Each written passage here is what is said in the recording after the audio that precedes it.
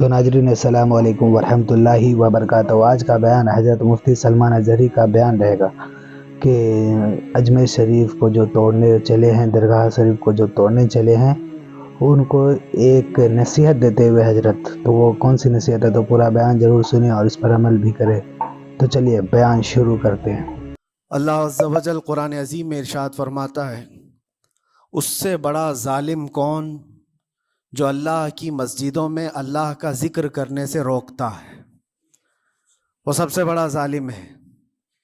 وَمَنْ أَظْلَمُ مِمَّنْ مَنَعَ مَسَاجِدَ اللَّهِ، اللہ کی مسجدیں، اللہ کا گھر اس کے ذکر پاک کے لیے ہوتی ہیں، اس کی عبادت کے لیے ہوتی ہیں، اور جو اللہ تبارک و تعالیٰ کے ذکر سے اور اس کی عبادت سے روکے، اللہ قرآن میں فرماتا ہے وہ سب سے بڑا ظالم ہے۔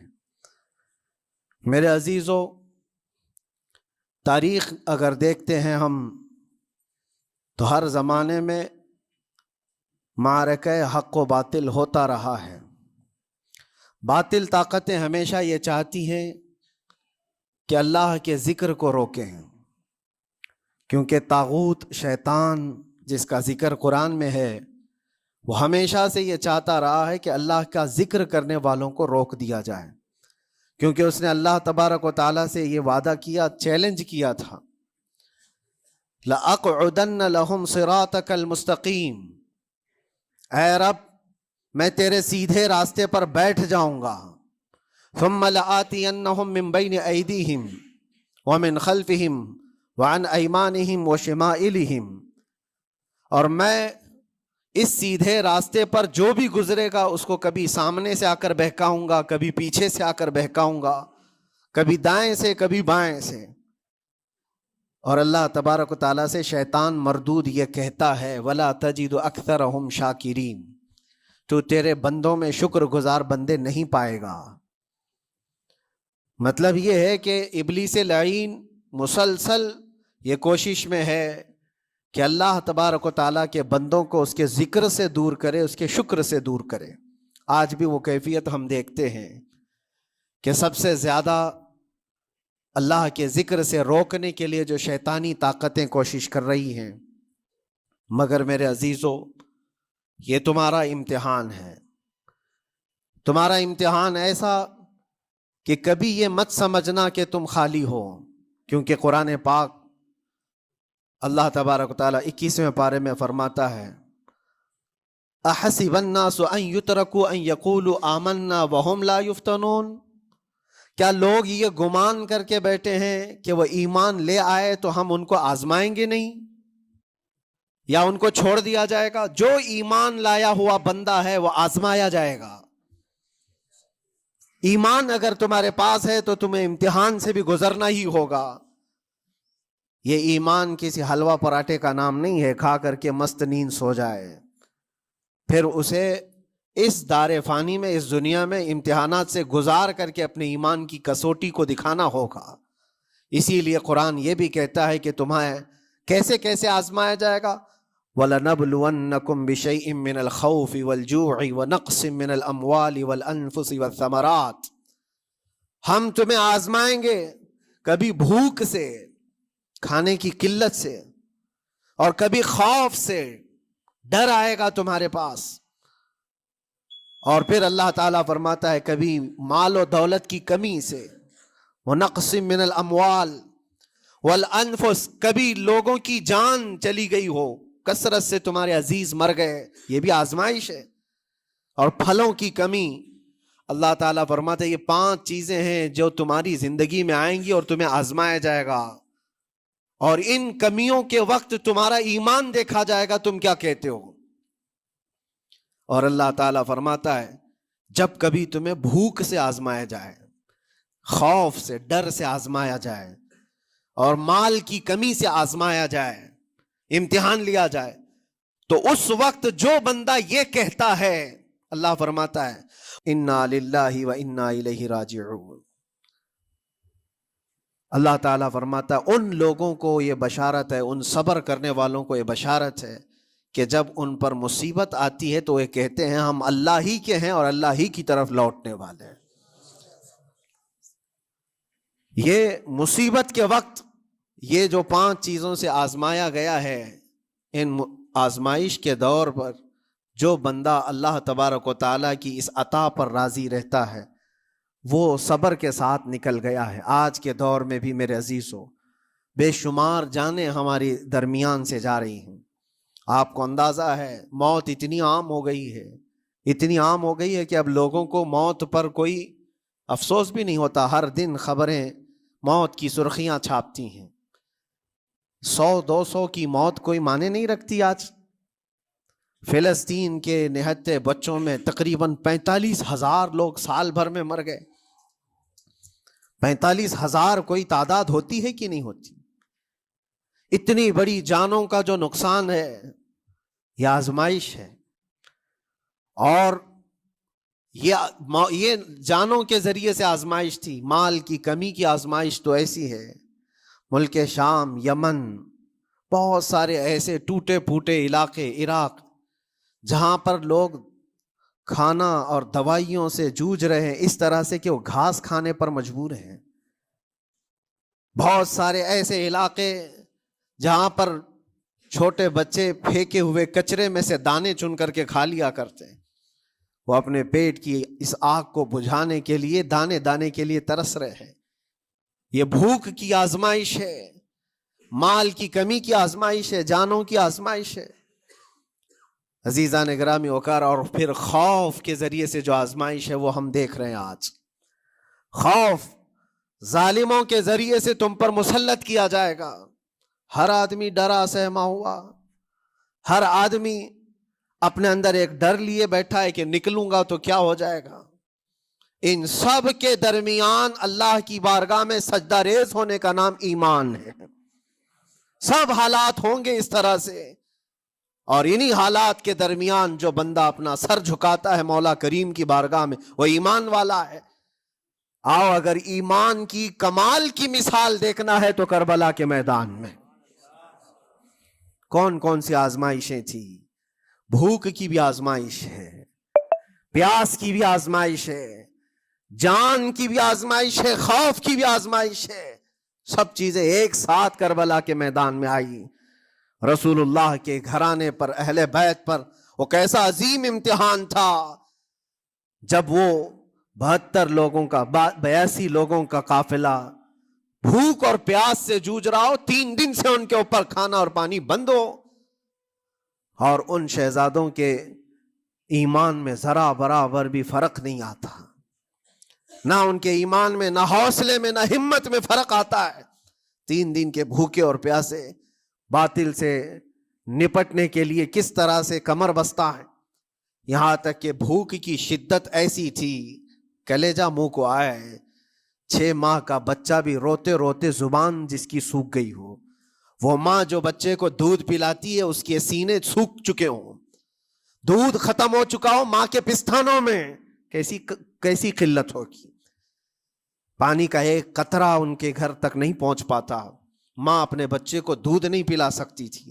اس سے زیادہ کیا آزمائش تھی؟ یہ بھوک اور پیاس، یہ آزمائش۔ پھر جانوں کی آزمائش تو ایسی، اللہ اکبر، 56 سال کی عمر کا وہ شہزادہ عالی وقار، سیدہ کائنات فاطمۃ الزہرا کا نور نظر، امام عالی مقام سید الشہداء امام حسین رضی اللہ تعالیٰ عنہ، جب میدان کربلا میں لاشوں کو اٹھاتے تھے، کتنی لاشیں اٹھائی، کبھی بیٹے کی، کبھی بھتیجے کی، کبھی بھانجے کی، کبھی بھائیوں کی، کبھی عزیزوں کی۔ میاں ہم اپنے گھر سے نکلنے والے ایک جنازے کو اٹھاتے ہیں تو 8 دن تک ہمارے اندر سے ہوش نکل جائے۔ کوئی اپنے بچے کو اپنے ہاتھوں سے دفن کر کے دیکھے، پھر کیفیت پتہ چلتی ہے۔ امام حسین نے ایک نہیں اپنے لاڈلوں کی لاشیں اس طرح سمیٹی ہیں۔ ان کے جوان بیٹے علی اکبر کو جب شہید کر کے گھوڑے دوڑائے گئے تھے جسم کے اوپر سے، ٹکڑے الگ ہو چکے تھے، اس کو سمیٹتے ہوئے کون بیٹھا ہے؟ رسول اللہ کا نواسا۔ اور 6 ماہ کے بچے کو ہاتھ کے اندر ظالموں نے تیر سے ایسا مارا تھا کہ حلقوم پہ چلا گیا ہو، اور 6 ماہ کے علی اصغر کا خون جب امام حسین کے چہرے پر اچھل جاتا ہو، کسی باپ کے ہاتھ میں بیٹا وفات کر جائے اور پھر وہ لے کر کے خیمے میں آئے اور ادھر سے بلکتی ہوئی ماؤں کو اور بہنوں کو بھی دیکھے، ان میں بھی صبر کی تلقین دے.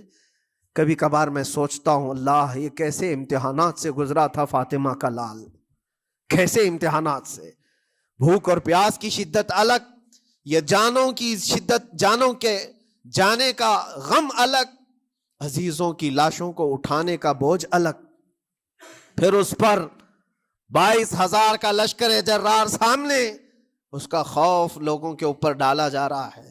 عزیزان گرامی وقار, یہ سب چیزیں کیا امام حسین کے قدموں کو ڈگمگا گئیں؟ کیا ان کے خاندان والوں کو بکنے پر مجبور کر دی؟ کیا انہوں نے سمجھوتے کر کے اپنا سب کچھ بیچ ڈالا؟ ایک خیمے کا بچہ بھی, خیمے کا ایک بچہ بھی امام حسین کا نکل کر کے آیا ہو تو مجھے تاریخ بتا دو. بلکہ تاریخ تو آج یہ کہتی ہے سر داد نہ داد دست در دست یزید, حقا کے بنا لا الہ است حسین, سر دے دیا مگر ہاتھ یزید کے ہاتھ میں نہیں دیا. حق تو یہ ہے کہ لا الہ کی جڑ کا نام حسین ہے. آج وہ امتحان قیامت تک کی تمہارے ساتھ ہوتا رہے گا, قیامت تک تمہارے ساتھ یہ آزمائش ہوتی رہے گی, کبھی بھوک سے, کبھی ڈر سے, کبھی جانوں کے نقصان سے, لیکن پھر تمہیں دیکھا جائے گا تم بکتے کتنے ہو, نکلتے کتنے ہو, ہواؤں کے پجاری کتنے ہیں, خواہشات نفس کو ماننے والے کتنے ہیں, اپنے کمفرٹ زون میں جینے کے لیے ایمان کا سودا کرنے والے لوگ کتنے ہیں. یہ آزمائش ہوتی رہے گی میرے عزیزو. ایمان اس کا نام نہیں ہے کہ تم گھر میں آرام سے بیٹھے رہو گے اور کوئی امتحان نہیں ہوگا. امتحان تو ہوگا, آزمائش تو ہوگی. آج جو بھی حالات ہیں اس پر میں یہی کہوں گا, ایک بات ہو سکتا ہے کروڑوں مسلمانوں کے دلوں میں آج یہ نروس پن آئے, اتنے برے حالات ہوتے ہیں, اللہ ہمارے ساتھ ہے یا نہیں, اللہ ہمارے ساتھ ہے یا نہیں, ایمان ہمارا صحیح ہے یا نہیں, اسلام صحیح ہے یا نہیں, یہ شک بھی شیطان تمہارے دل میں ڈالتا ہے.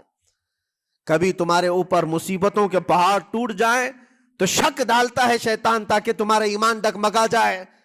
میرے عزیزو, مسلمان ہونے کا مطلب یہ نہیں ہے کہ تم صرف محلات میں جیو گے اور تخت و تاج کے مالک ہی رہو گے, ایسا نہیں ہے. ایمان والوں کو احد میں 70 جانیں بھی دینی پڑی ہے. بدر میں ان کے ساتھ جو معاملات ہوئے ہیں, فتح اگرچہ بدر میں ہوئی لیکن جنگ احد کا اگر منظر دیکھو گے, اللہ اکبر. وہ رسول پاک صلی اللہ تعالی علیہ وسلم کے شہدائی صحابہ جب احد کے میدان میں کھڑے تھے, 70 صحابہ کی ایسے جانیں گئی ہیں, اگر میں تفصیل بتاؤں تو بہت لمبا وقت ہوگا. ایک صحابی ہیں حضرت انس بن نزیر, پورے جسم میں ایک انگلی کے علاوہ کچھ نہیں ملا, کچھ نہیں ملا, شہادت کی ایک انگلی سے ان کو پہچانا گیا. حضرت سعد بن ربیع, یہ ایسے صحابی ہیں جن کا پیٹ پورا پھاڑ دیا گیا تھا اور 12 نیزے مارے گئے تھے. وہ سید الشہداء امیر حمزہ بھی تو اسی احد کے میدان میں شہید ہوئے, جن کو بھالے سے مارا گیا اور چیر کر کے ان کا کلیجہ چبایا گیا تھا. عبداللہ بن جہش اسی میدان میں انتقال کیے ہیں, جن کے جسم کے 80 ٹکڑے کر دیے گئے تھے اور ہر ٹکڑے کا ہار بنا کر ظالموں نے پہنا تھا, ہار بنا لیا تھا جسموں کے. یہ سارے منظر احد کے میدان میں ہوئے. اور کون سے ایمان والے؟ وہ رسول اللہ کی اقتداء میں نماز پڑھنے والے, حضور پاک کے چہرے انور کو دیکھنے والے. جب ان کے ساتھ یہ آزمائشیں ہو سکتی ہیں تو ہم کون سی گاجر مولی ہیں؟ ہمارے ساتھ بھی آزمائشیں ہوں گی. جس کا جیسا ایمان ہوگا ویسا وہ امتحان بھی دے گا, اسی امتحان سے وہ گزارا جائے گا. مگر میں آج کروڑوں مسلمانوں کے دلوں کے بارے میں یہ بات کہنا چاہتا ہوں کہ اگر نروس پن ہے کہ یہ حالات ایسے کیوں ہیں, حالات ہر زمانے میں ہوتے رہیں گے. ستیزہ کار رہا ہے ازل سے تا امروز, شرار ابو لہبی سے چراغ مصطفی. ہماری تاریخ ہے, یہ تاریخ ہے میرے عزیزو. اللہ تعالیٰ قرآن میں فرماتا ہے تِلْكَ الْأَيَّامُ نُدَاوِلُهَا بَيْنَ النَّاسِ, یہ دن ہیں جو ہم لوگوں کے درمیان پلٹتے رہتے ہیں. کبھی تم بادشاہ بنو گے, کبھی فقیر بن جاؤ گے. اور آج جو تخت پر ہیں ہو سکتا ہے وہ کل ڈگر ڈگر گھوم رہے ہوں. آج جن کو طاقت کا نشہ ہے ہو سکتا ہے وہ بھیک مانگنے پر بھی مجبور ہو جائے. لیکن ایک بات یاد رکھنا, نروس پن اپنے دل میں آنے نہ پائے. ان حالات سے دیکھ کر کے گھبرا نہ جانا. ایمان تمہارا سچا ہے, اللہ کل بھی تمہارے ساتھ, آج بھی تمہارے ساتھ. بس تمہاری عبادت میں فرق آنے نہ پائے، تمہارے سجدوں میں کمی ہونے نہ پائے، تمہارے ایمان میں تزلزل آنے نہ پائے۔ اللہ کمیٹیاں بنانے سے نہیں ہوتی، نمازوں سے ہوتی ہے، اس کے اندر تلاوت قرآن سے ہوتی ہے۔ عزیزان گرامی، اور پھر یہ بات ان ظالموں کے لیے کہ اگر وہ ہاتھ لگا کر مسجدوں کو اٹھانا پھینکنا اس کو اپنی طاقت کا ذریعہ سمجھتے ہیں تو سمجھ لو تھوڑے دن کی بات ہے۔ اگر اسی کا نام طاقت ہے کہ عبادت گاہوں کو مسمار کر کے طاقت کے تخت کو بٹھایا جائے، تو یاد رکھنا بڑھتے بڑھتے بڑھتے تمہارا نشہ کہیں تمہیں فرعون نہ بنا دے، اور اگر فرعون بن گئے تو انتظار کرو، اللہ تعالیٰ بڑے بڑے فرعونوں کو صرف پانی سے ہلاک کرتا ہے، بہت بڑے بڑے نمرودوں کو اللہ تعالیٰ مچھر سے ہلاک کرتا ہے۔ وہ ابرہہ بھی تو آیا تھا جو کعبہ ڈھانے کے لیے آیا تھا، ہاتھیوں کا لشکر لے کر آیا تھا، جس کا ذکر قرآن پاک میں الم تر کیف فعل ربک باصحاب الفیل، اے محبوب کیا آپ نے نہیں دیکھا ہاتھی والوں کے ساتھ اللہ نے کیا معاملہ کیا؟ پورا ہاتھیوں کی فوج لے کر آیا تھا کعبے کو ڈھانے کے لیے، ہوا کیا؟ کعبہ کو ڈھانے کے لیے اتنی خطرناک فوج تھی اور مکہ والوں میں لڑنے کی اتنی طاقت نہیں تھی۔ اللہ کریم نے ابابیل چڑیوں کی ایک فوج کو بھیجا، ہاتھی کہاں اور چڑیا کہاں؟ کوئی مقابلہ ہوتا ہے؟ کوئی مقابلہ ہے؟ تصور میں نہیں آتا، لیکن رب تبارک و تعالیٰ کا ایک دستور ہے، بڑی بڑی طاقتوں کو چھوٹی طاقتوں سے ہلاک کرتا ہے۔ چھوٹی چھوٹی سی چڑیاں ایک ہاتھ میں تمہارے آ جائے، ایک چونچ میں اور دو پاؤں میں کنکریاں لے کر آتی تھی، اوپر سے صرف وہ کنکریاں گراتی، ہاتھیوں کے پیٹ پھٹ جاتے اور آگ لگ جاتی تھی۔ اللہ تبارک و تعالیٰ کی طاقت کا یہ مشاہدہ، قوت کا ایک ہلکا سا اظہار جو مکہ کی ان وادیوں میں ہوا منا، اور اللہ تعالیٰ فرماتا ہے فَجَعَلَهُمْ كَعَصْفٍ مَأْكُولٍ، اللہ نے ان کو ایسا کر دیا جیسے کھائی ہوئی مرغی ہوتی ہے، نوچ نوچ کر کے کھا کر چھوڑی ہوئی مرغی ہو۔ پوری فوج کی حالت ایسی ہو گئی تھی۔ کعبہ مکرمہ کو ڈھانے کے لیے آئے، تب اللہ تبارک و تعالی ظالموں کو کس طرح سے نیست و نابود فرمایا۔ ہمیں یقین ہے میرے عزیزوں، اللہ تبارک و تعالی وہ ابابیل بھیجنے والا مولا آج بھی زندہ اور ہمیشہ زندہ رہے گا۔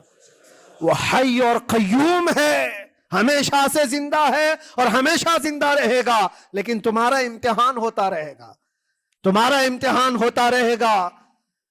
اللہ کے نبی صلی اللہ تعالی علیہ وسلم کے لیے مدد آئی ہے تو اس کا مطلب یہ نہیں ہے کہ وہ صرف بیٹھ کر کے مدینے میں دعائیں کرتے تھے، نہیں، عمل کے میدان میں اترے بھی ہیں۔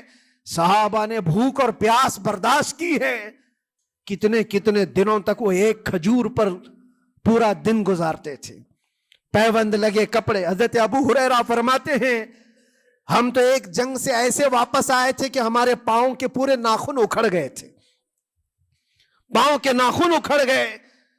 خندق کے میدان میں خود نبی پاک صلی اللہ علیہ وسلم اپنے ہاتھوں سے خندق کھودتے رہے، اور پیٹ پر پتھر باندھنا، یہ سب مشقتیں، اسٹرگل کیا ہے۔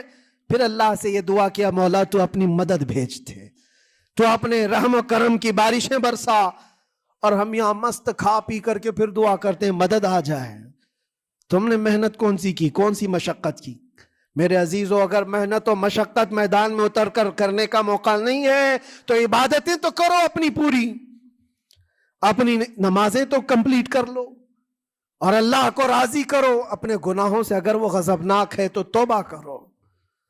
اور جاتے جاتے یہ بات بھی میں عرض کروں گا کہ آج جن لوگوں کو ایسا لگتا ہے کہ یہ کھیل تماشا ہے، ایک بات یاد رکھنا، کسی مسجد کے ختم ہو جانے سے یا مومن کے کسی کے ہار جانے سے ایمان کبھی ہارتا نہیں ہے، ایمان ہمیشہ جیتتا ہے۔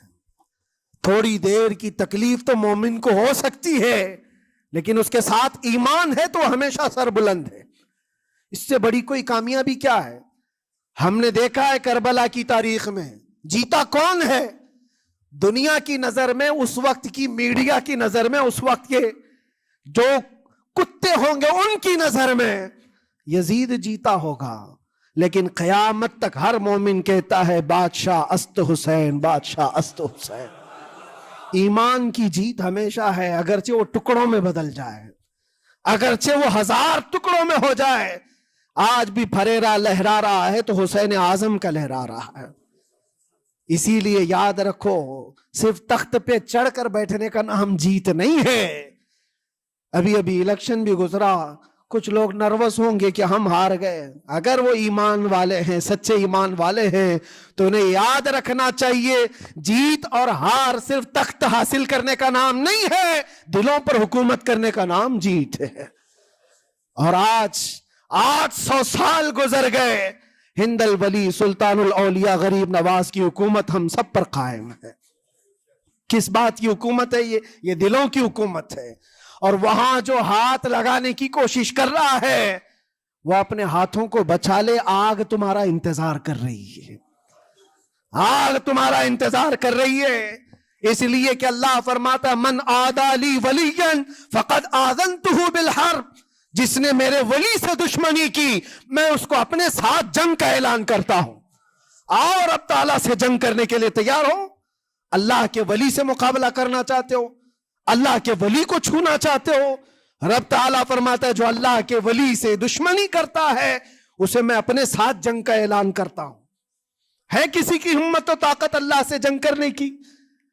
تو جو یہ چاہتے ہیں کیڑے مکڑوں کی موت مرو گے، اس سے بھی خطرناک ذلیل ہو کر مر جاؤ گے۔ اجمیر معلیٰ یہ صرف اور صرف ایک دھرتی کا نام نہیں ہے، اللہ کے ولی کی آباد کی ہوئی مقدس زمین ہے۔ اور ہم سنیوں کی آستھا ایسے ہے، امام اہل سنت فاضل بریلوی اعلیٰ حضرت فرماتے ہیں دنیا بھر میں جہاں دعائیں قبول ہوتی ہیں ان جگہوں میں سے ایک جگہ کا نام اجمیر معلیٰ ہے، جہاں اللہ تعالیٰ دعائیں قبول فرماتا ہے۔ ہم اپنی آستھا ہی نہیں رکھتے میرے عزیزوں، اپنی جان بھی حاضر ہے غریب نواز کے قدموں کے لیے۔ اس لیے میں کہنا چاہتا ہوں سرکار غریب نواز رضی اللہ تعالیٰ عنہ کے رکشک، یہ لوگ اگر یہ سمجھتے ہیں کہ مسلمان بکھر گئے ہیں، ٹوٹے ہیں، بکھرے ہیں، ان کے پاس کوئی طاقت نہیں، کوئی سیاست نہیں، اور ہم جس کو چاہیں آکرمن کر کے ختم کر دیں، ہو سکتا ہے ہم سب کو مار ڈالو تمہاری طاقت کے ذریعے، لیکن وہ غریب نواز ہے۔ اپنے باپ داداؤں کی تاریخ یاد رکھنا، پوچھنا، جو غریب نواز کو اٹھانے کی کوشش کیا اٹھ گئے، اور وہ دھرتی پہ آج بھی آباد ہے۔ انشاءاللہ قیامت تک اجمیر معلیٰ چمکتا رہے گا۔ سرکار غریب نواز رضی اللہ تعالیٰ عنہ کے آستانے سے جو فیض بٹتا ہے، اپنے اور غیر سب وہاں سے فائدہ اٹھاتے ہیں، سب لوگوں کو برابر فائدہ اٹھایا جاتا ہے۔ اسی لیے میرے عزیزوں، یہ آزمائشوں کے دور میں میری صرف ایک ہی گزارش ہے، اپنا ایمان مضبوط کرو، اپنا ایمان مضبوط کرو۔ جیسی بھی مصیبتیں آئیں، طاقتیں آئیں، تمہارا سجدے سے سر دور نہ ہونے پائے، اللہ سے غفلت ہونے نہ پائے، تمہارے ذکر و اذکار میں کمی ہونے نہ پائے، مسجدوں سے دور بھاگنے کی کوشش نہ کرو، واپس آ جاؤ، اللہ کی رحمت قریب ہے۔ قرآن میں اللہ فرماتا ہے الا ان نصر اللہ قریب، آگاہ ہو جاؤ، بے شک اللہ کی مدد بہت قریب۔